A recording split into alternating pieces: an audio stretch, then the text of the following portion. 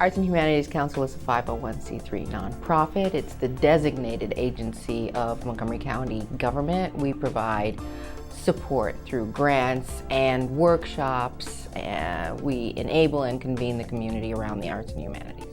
The relationship between Montgomery College and the Arts and Humanities Council is really a positive relationship, and it has all different aspects. There's the personal relationship because those people are just fun to work with. They are into the arts and they're smart and they're talented and they understand that we have a common mission. The Arts and Humanities Council Montgomery County's budget is about $4.5 million a year, most of which comes from our county council, county executive, and there are nearly 1 million people in Montgomery County. So it's really just slightly over $4 per person. And to be able to have the opportunities that money provides is really exceptional. We're all interested in education, we're interested in the arts, we're interested in accessibility to education and the arts. We want to serve the entire community regardless of economic situation.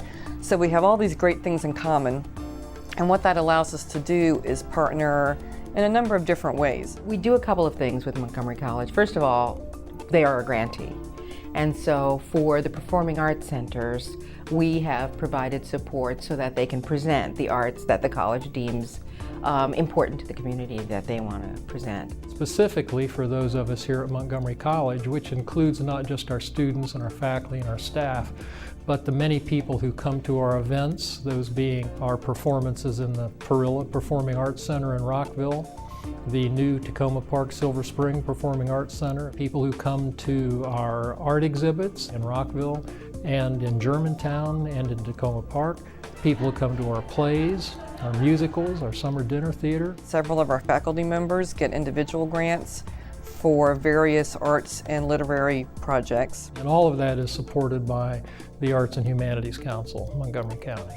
We also have convened several workshops in conjunction with the college. So we've taught a class to visual artists to help them learn how to promote and present themselves, how to develop their websites. We also partner with the Arts and Humanities Council on projects and workshops, especially from a facilities standpoint. Because we at Montgomery College know the importance of the Arts and Humanities Council, not just to those of us here at the college, but to our whole community, we try to help the Arts and Humanities Council wherever we can by such things as having staff people occasionally on the board of directors. We've worked together with the college on a few exhibitions. We're always happy to provide space for them to do workshops such as the Artists in Residence program, where they train local artists to go into the school system and teach different art forms to the children. I and Debbie Preston and others volunteer to do committee work and panel work for the Arts and Humanities Council. We are working and have discussed working together in ways that would help both promote what the Art Institute is doing and the work that we're doing together, and helping to figure out a way that we might help them promote the arts incubator spaces that they have available to the public. Another great project that we did with the Arts and Humanities Council was partnering on a presentation, and this was a first for us. A colleague from Minnesota from Arts Midwest and the President's Council on the Arts and Humanities contacted me and told me that they had this group from Inner Mongolia that was touring the nation, and they very much wanted to know whether or not we would be willing to participate in the tour. They brought in a group called Anda Union. They are Mongolian throat singers. Very interesting, very unusual. I immediately contacted Deb Preston because she's a great colleague, and I told her what my challenge was, and she instantly made the college available. So we presented a group from Inner Mongolia at Montgomery College. It was such a great opportunity to have this event on our campuses. So we worked with them on that and had a huge turnout. The place was standing room only. The community loved it, the college loved it. It was a great event for the Arts and Humanities Council. I think as a result, there was an incredible new community that was made aware of the work that the college did as a result. We found two new communities that we never had worked very deeply with. One was an inner Mongolian community that's very large and thriving in Gaithersburg, as well as a senior community who is willing and able to come to Montgomery College and wants to look at projects that they're doing. So I think that it served just so many different communities, and it bubbled up, and it was really, really quite positive.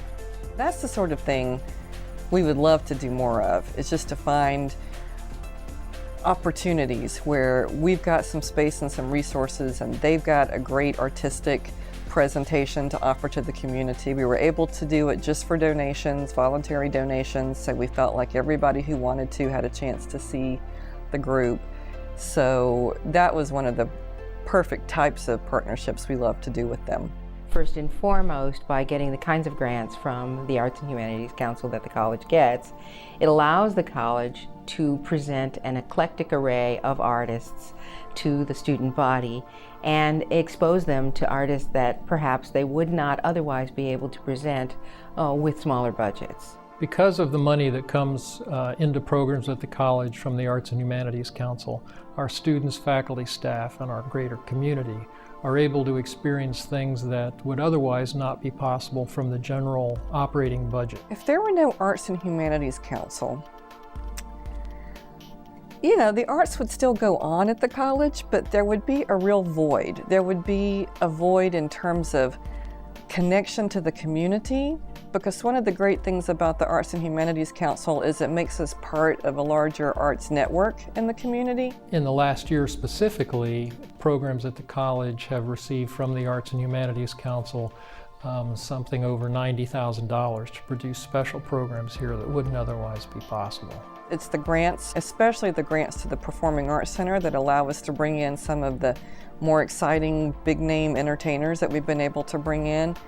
That would be a huge loss to us. A couple of examples of opportunities that have been made possible with the funding that comes from the Arts and Humanities Council include Marsalis presentation here at the Rockville campus, and coming up will be a dance company from the Ukraine. And these are opportunities that we just wouldn't have to see these kinds of performances without that money. Sometimes I'm asked to serve on committees, which help me to meet other arts leaders in the community and other artists in the community. That's a very important connection we wouldn't have without the Arts and Humanities Council. Our Paul Peck Humanities Institute gets some funding from the Arts and Humanities Council each year. It's interesting because I don't know that the students know they're getting anything out of this collaboration, but they definitely are. It's not like the Arts and Humanities Council is coming to their classroom to do something, so they're not getting direct contact, but our programs are getting exposure through the Arts and Humanities Council. Our marketing division convenes a marketing committee, and through the marketing committee, we hear about the needs of our constituents, and we're able to provide services to them, such as workshops to help them understand how to market their businesses better. We also have an online calendar so that they can post and market their activities in a cooperative manner. One thing I love about the Arts and Humanities Council is that they are very thoughtful about the way they participate in the arts in the community. They're very thoughtful about their grants process. They are very inclusive.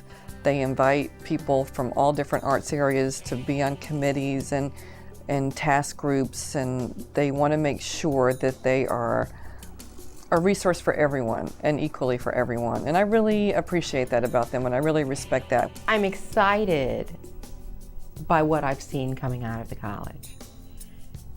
In the year that I've been here, and before that, I have seen wonderful exhibitions, but more than the exhibitions or the performances or the plays that I've seen, what I know for sure is that there is an environment in the college that encourages and nurtures artists to be themselves. Well, thank goodness that our county council, county executive, and state legislature see fit to help fund things like the Arts and Humanities Council of Montgomery County. If we don't give our citizens, and particularly our young people, opportunities to experience things that are beautiful, graceful, delicate, things that challenge them to think about other matters that they wouldn't otherwise come into, thank goodness we have these things, because without them, how else do we become a more civil society in which we're kinder to one another? The Arts and Humanities Council and arts councils around the nation pretty much make whatever it is better. Usually we're agencies that enable and convene the community. We bring people together to talk about important issues in the arts and humanities, but as far as presenting is concerned, we make it better. And as far as the exhibitions are concerned, we've been able to support the cost of curating an exhibition and putting it up. We've been able to publicize the types of work that's done. So we just make things better, and it's pretty seamless. It's not something that you'll see up front. However, you'll see our brand and you'll see that we are there in the background making it better.